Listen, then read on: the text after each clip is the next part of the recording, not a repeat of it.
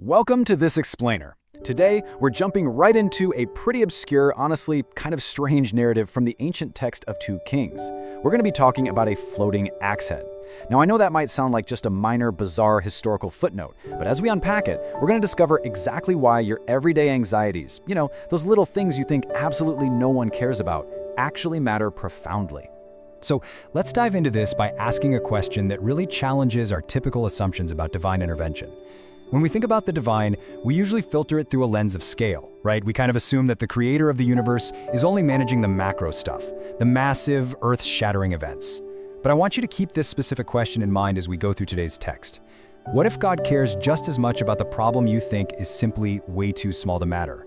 The source material actually sets up a really fascinating contrast here between 2 totally different categories of historical events. On the one hand, we've got the grand miracles. These are the ones that shake entire nations. We're talking parting seas, defeating mighty armies, literally restoring life.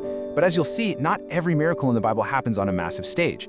On the other hand, we have these ordinary miracles, like recovering a lost tool right in the middle of a mundane workday. It's a really stark comparison, and it forces us to kind of rethink where divine power actually shows up. Okay, let's look at our first section, the setup, the sinking axe head. Picture this for a second. A group of prophets are down by the Jordan River, and they're just cutting trees to expand their living space. They're working together, using simple hand tools. It is a completely ordinary day, until disaster strikes. As one man swings his axe, the heavy iron head flies right off the handle and just disappears into the murky river water. He immediately cries out to the Prophet Elisha, "Oh, my master, it was borrowed." And man, we can all relate to that, right? That universal, stomach-dropping dread of breaking or losing something expensive that belongs to your boss. But to put that into perspective, during this era, iron tools were notoriously difficult to replace. What might seem like a minor inconvenience to us carried enormous, life-altering financial weight for this worker, purely because he was now responsible for a highly expensive, borrowed item. Now, rather than just dismissing the man's mundane crisis and telling him, hey, there are bigger problems in the world, Elisha steps in, and the text maps out this impossible sequence of events. First, Elisha simply asks, where did it fall? The man points out the spot, and then Elisha cuts a stick and throws it into the water. Then something physically impossible happens. The heavy iron axe head just floats right up to the surface. Finally, Elisha tells the man to lift it out, and boom, just like that, the crisis is over. This whole event lasted only a few moments, but it reveals something absolutely profound. That brings us to Principle 1, the God of the ordinary. This ancient anecdote leads us directly into our first major takeaway regarding how we view the scope of God's attention. The crucial point here is that the Creator doesn't measure concerns by their size. We so often assume we shouldn't bother the divine with our little everyday frustrations. We'll pray about serious illnesses, sure, or massive financial disasters, but we totally hesitate on the small things. Yet, as our text highlights, the God who created galaxies and rules over human history also cared about a borrowed tool lost in a river.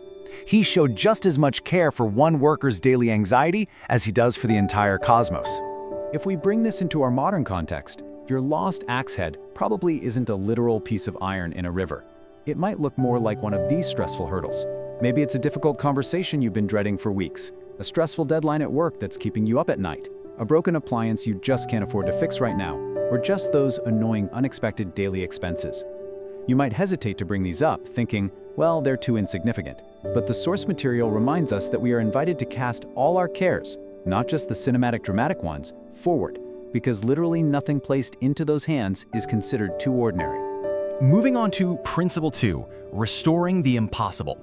Now, it's one thing to care about a problem, it's another entirely to fix something that fundamentally cannot be fixed. From a strictly human perspective, the situation in that river was utterly hopeless.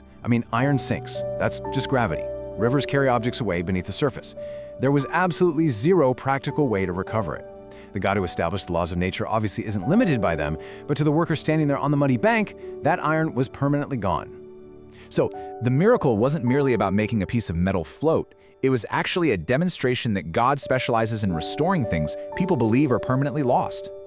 Just like that heavy iron, we often assume the things in our own lives, lost opportunities, faded peace, broken relationships, or long-buried dreams, are resting at the bottom of a metaphorical river, completely impossible to retrieve.